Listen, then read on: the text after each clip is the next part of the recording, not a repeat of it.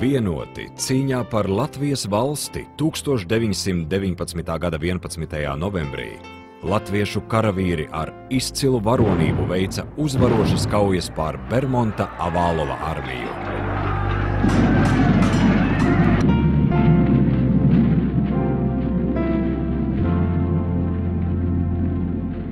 Gadu no gada Lāčplēša dienā dodamies pie Rīgas pils Daugavas krastā, lai godinātu Rīgas aizstāvjus un atcerētos viņu leģendāro veikumu.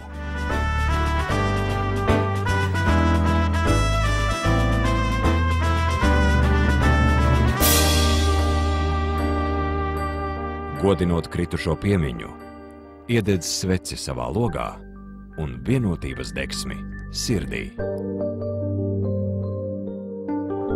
Vienotības simbolā, lai atkal esam vienā ierindā.